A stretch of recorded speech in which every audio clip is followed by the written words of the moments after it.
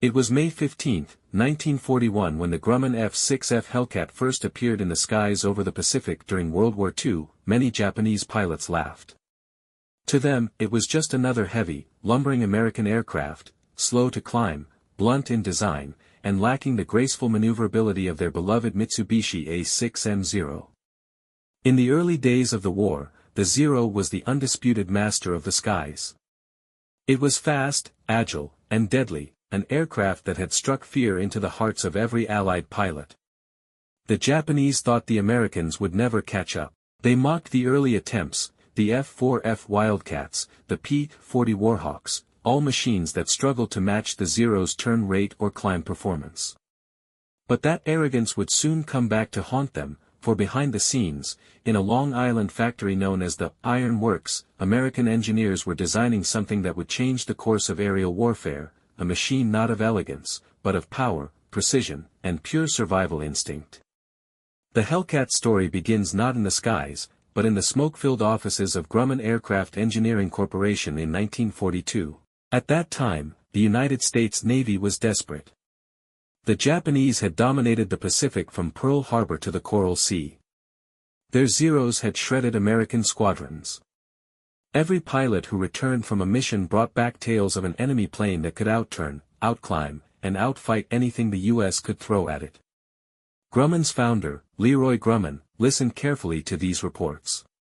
He wasn't looking for something beautiful, he wanted something brutal. Something that could take hits and keep flying.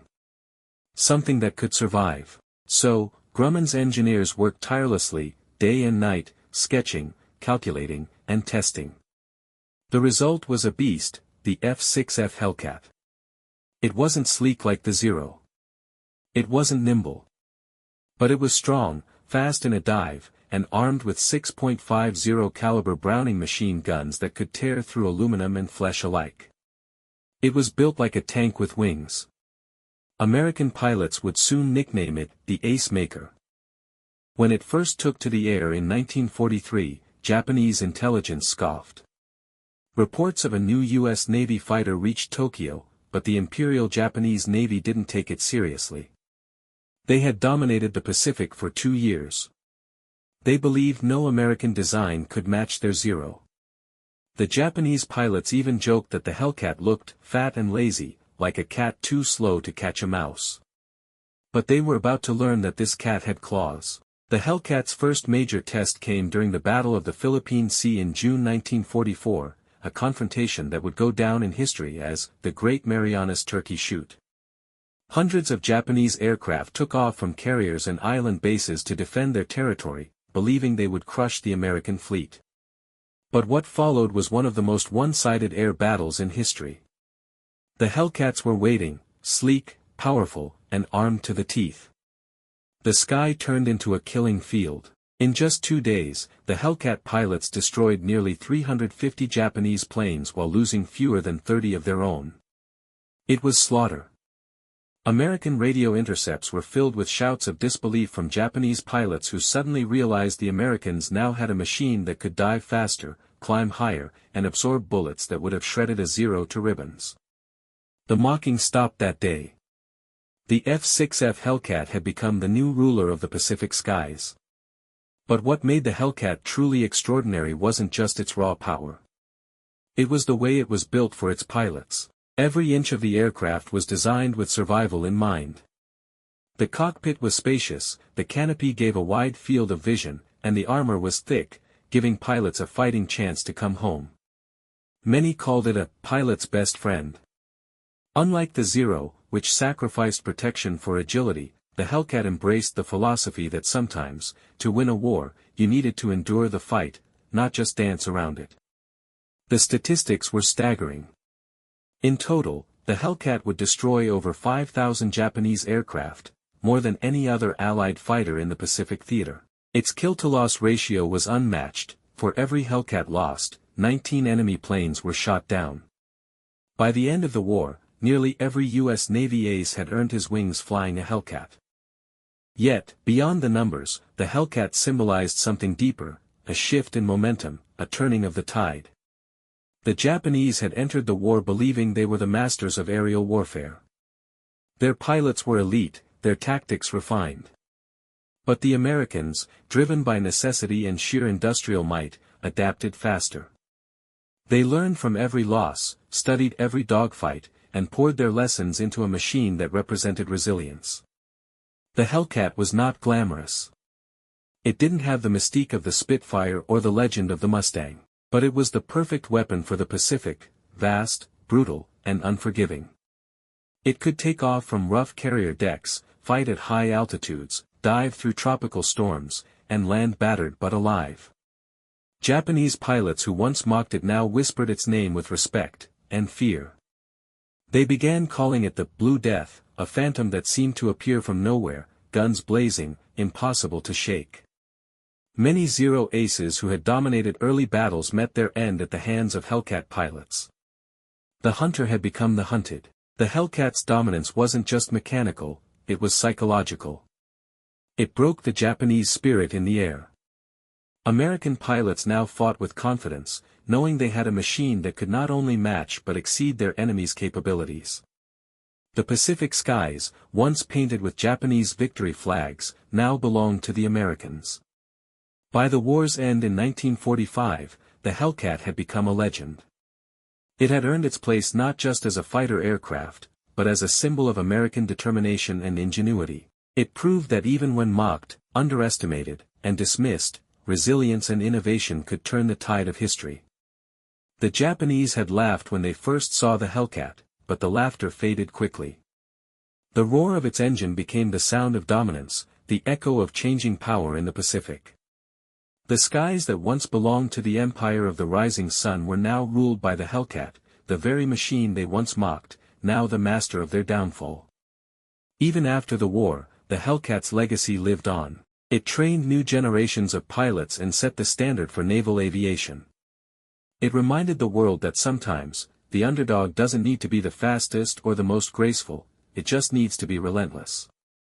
The F-6F Hellcat wasn't born from arrogance or vanity. It was forged in desperation, tempered by loss, and perfected through courage. It turned fear into firepower, defeat into dominance, and mockery into mastery. The Japanese may have mocked it once, but by the end, they could only watch as the Hellcat owned the skies they once ruled. And so, when history looks back on the great battles of the Pacific, from the Coral Sea to Leyte Gulf, from Iwo Jima to Okinawa, one sound still echoes in the winds above the waves, the deep, thunderous growl of the F-6F Hellcat, the aircraft that proved once and for all, never underestimate the will of those who refuse to lose.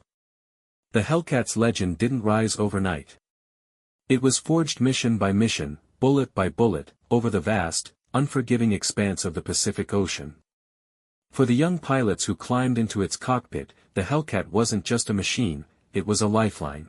They knew that once they took off from the carrier deck, it was just them, their wits, and this steel beast between life and death.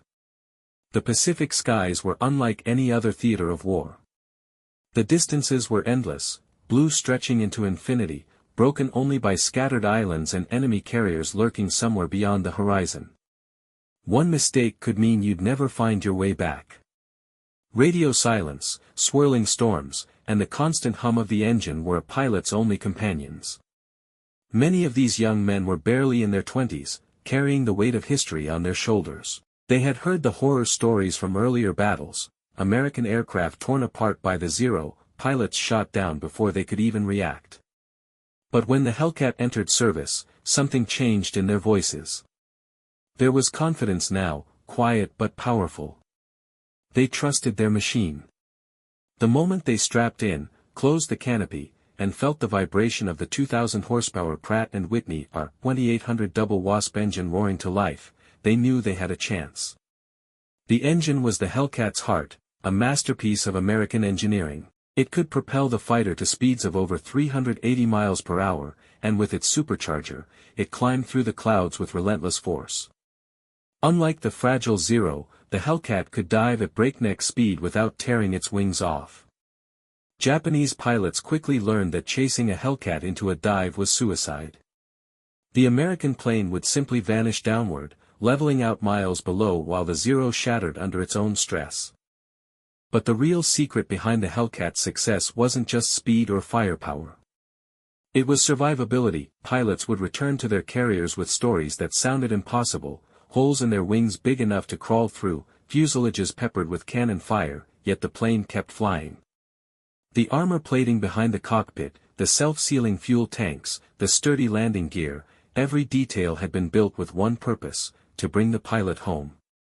One pilot, Lieutenant Alex Vrashu, became a symbol of what the Hellcat could do. On June 19, 1944, during the Battle of the Philippine Sea, he spotted a formation of Japanese bombers heading for the fleet. Alone, he dived into the attack. In just 8 minutes, he shot down 6 enemy aircraft. 6 kills, in a single flight. When he landed, his plane was riddled with bullet holes, but it was still flying straight. The mechanics counted 37 hits across the fuselage. The Hellcat had carried him through hell and back. That same battle would later be known as the Great Marianas Turkey Shoot, a phrase that captured the utter devastation of the Japanese air arm. The Imperial Navy lost over 90% of its pilots that day, many of them veterans trained before the war. It wasn't just a defeat, it was annihilation. The Hellcat had destroyed not only the enemy's planes, but their very ability to fight. From that point on, the Japanese could never recover. Their aircraft production couldn't keep pace, their training programs couldn't replace lost aces, and their once feared Zeros became targets for the Americans to hunt. The skies that had once been dominated by graceful white Zero silhouettes were now ruled by dark blue Hellcats, their wings bearing the white star of the United States. But even victory came at a cost. For the men who flew the Hellcats, the battles were as psychological as they were physical. Imagine flying for hours over endless ocean, the sun setting in the west, fuel running low, the enemy somewhere unseen. Many pilots described the eerie silence before combat, the hum of the engine, the sweat dripping beneath their goggles, the distant flicker of anti-aircraft fire on the horizon. Then, suddenly, chaos.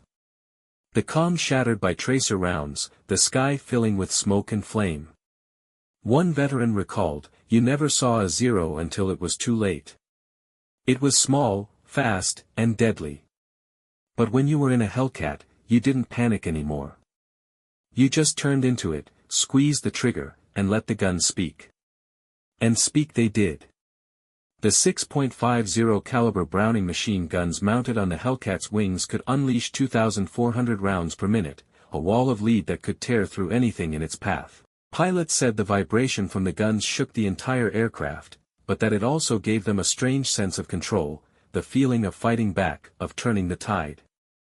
The Hellcat's dominance extended beyond dogfights. It became the Navy's workhorse for everything: bomber escort, ground attack, night operations. Modified versions carried rockets, bombs, even radar. It was versatile, dependable, and deadly. The Japanese quickly realized that no matter the mission, the Hellcat was there, relentless, unforgiving, unstoppable. By 1945, as the Allies closed in on Japan, the Hellcat was everywhere, from Iwo Jima to Okinawa, roaring above the flames, hunting down the last remnants of the Japanese air fleet. The once invincible Zero was now outmatched, outgunned, and outnumbered.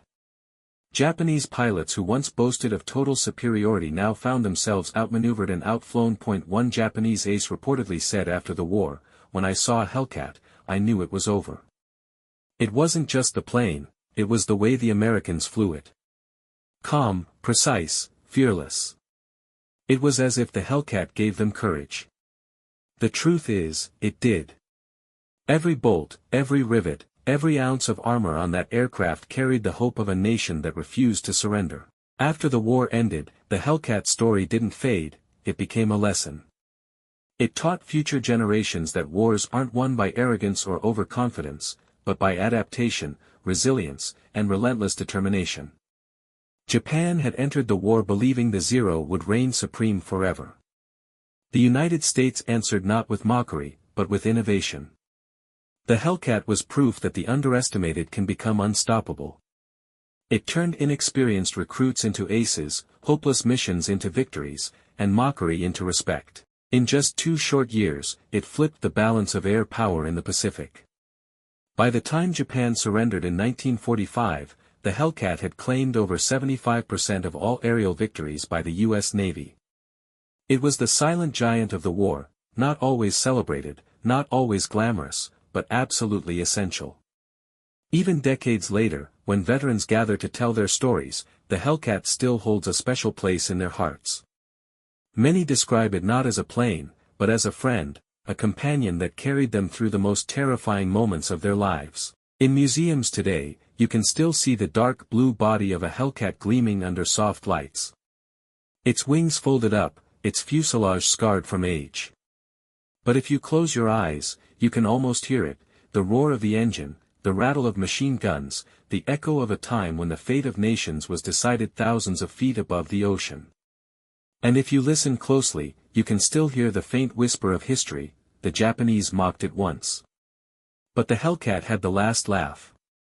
Because in the end, it didn't just fly, it conquered.